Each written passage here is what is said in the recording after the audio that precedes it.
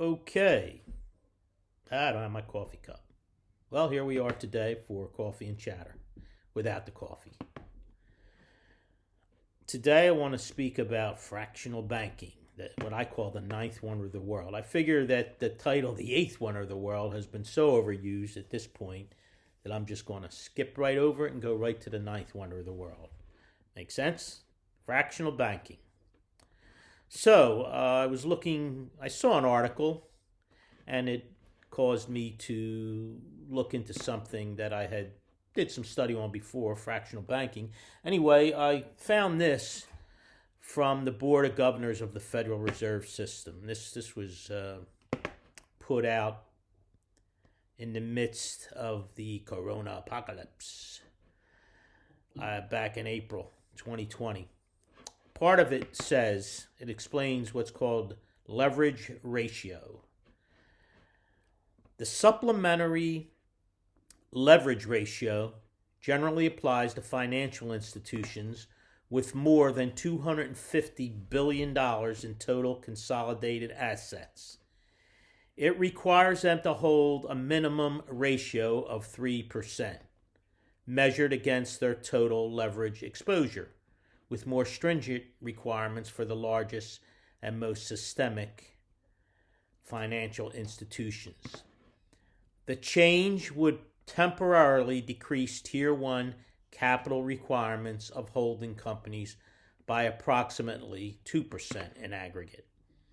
So, in order to try to stimulate the economy in the midst of all that was happening back in April, the Fed decided to loosen the reins a little bit, try to get some more money out there, thus require the amount of actual cash from depositors that banks had to keep on hand to some lower amount, thereby getting more money out to the public. Right, the supplementary leverage ratio determines what percentage of deposits has to actually be held by a banking or lending institution. The rest can be loaned or invested. Personally, I thought the requirement, and from what I learned years ago, and it's still unclear to me, I looked it up again, but I thought the requirement was 10%, but I'm finding out a few things a little different. I don't know if it's the larger institutions, the smaller institutions. Some are still required to keep 10% on hand, and then others have less stringent requirements. The idea was to get the money out. The term supplementary leverage ratio is a term that is new to me. Again, I always understood this scheme to be referred to as fractional banking or fractional reserve banking, as I've called it here. Now, before I get too deep into the weeds here, allow me to make the point about the info above from the Fed. April 20th, 2020, quote, to ease strains in the Treasury market resulting from the coronavirus and increase banking organizations' ability to provide credit to households and businesses, unquote, the Fed relaxed the leverage requirements to 2%. But there was a sunset clause, March 31st, 2021. In other words, 2 weeks from now. So it's going to go back to the higher requirement of 3%. Now, some think this might cause a burp, a glitch. I don't know. The thinking, as I understand it, I read from an individual named Bill Sardi, who writes on LouRockwell.com, which I care to go to from time to time. And he said this: an expected return to higher bank leverage ratios on March 31st may result in negative interest rates on bank money and subsequent overconsumption with runaway inflation, bank runs with hoarding of paper money, as well as increased demand to own U.S. minted gold and silver coins. Frankly, I am unqualified to comment on those things. I wish I knew more, but I don't. I will speak to something I know, U.S. minted gold and silver coins. I've always been a huge advocate of precious metals. Not only do I keep my own stock, but I have been plying my children and grandchildren with the stuff for years as birthday gifts. I figure that when a grandchild reaches 17 and has years before forgotten the Barbies and video game gifts, they can look in their lockbox and see all the silver and gold that Pop gave them and have something to hold of value. I do prefer U.S. minted coins because I feel in uncertain times you need something that people are going to think is real. Yes, they take gold and they overlay it, and inside is not real gold. Now, if it's a U.S. minted coin, that's not going to be the case. So I use eagles, gold and silver eagles. I've had some Canadian stuff too. Now, don't get me wrong. There are other things that hold value. I wish I had some of the guitars I used to have as a young man, but I didn't have a crystal ball, and I didn't know at the time what I should have kept and what I should have gotten rid of. So now let me actually move on to the topic here that I do know something about: fractional banking. So I'm going to post a chart in a minute or two where I've explained how it works. You don't have to do too much math before you start to see the problem when we go over this chart. As stated, when a depositor puts $1,000 into the bank is only required to hold 10% in its vault, so to speak.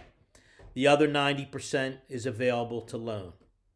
Now, if the borrower takes that money and redeposits it, opens her own account, well, then that money also becomes available. 10% has to be reserved, 90% can be loaned. So the chart I'm going to put up is simplified. You don't have to go too far to see what the potential problem is. And then throw in an additional part of this scheme, the FDIC, Federal Deposit Insurance Corporation. Banks pay a portion of their receipts to secure this coverage, and there are limits to how much of an account is insured. I believe the current insured limit is $250K per depositor, $500K for joint depositors, as it's stated per bank, per account ownership category. I am not quite clear on what an account ownership category is. Could that mean checking, savings as different account categories? I don't know. How many accounts do you want to open? If you have $1 million or $2 million or $10 million. So, I'm not sure what that last term is, but again, I don't have to worry about it. I don't have that kind of cash on hand. Now, FDIC. That's also reserve.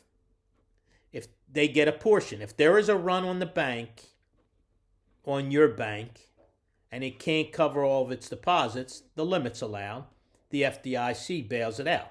That's why they're paying the FDIC kind of like an insurance policy. However, it only works on a limited basis. Too many banks start to collapse, all bets are off. The FDIC, they run out of money, and then the whole house of cards collapses. All right, we're going to go look at the chart right now and go over that. Okay, here's our chart, simplified spreadsheet that I made up just as serve as an example. Like our old buddy Ross Perot used to say, let's go to the charts. So I have 3 columns here: deposit, reserve, and available to loan.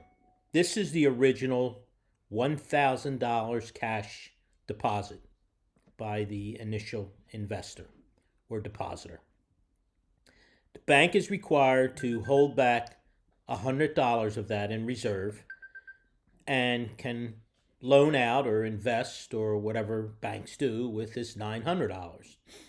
If it's loaned to a borrower who then wants to use the money at a later date, business expenses, whatever, he deposits his $900 loan.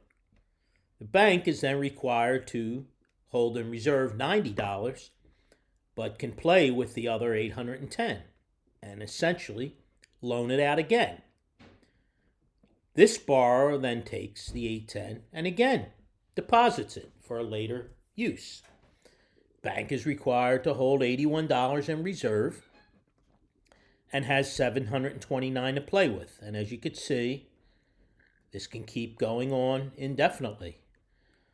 In our example here, the final amount available to loan was $531.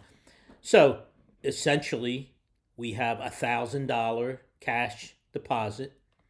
The bank is holding in reserve $468.56, but it has, due to the magic of fractional banking, been able to loan out $4,217.03. Now, in addition to that, this $1,000 that was deposited, what are you going to get on that? 0.25% if you're lucky, especially on $1,000. You got to have some serious cash to get anything above that. And what's this being charged interest at?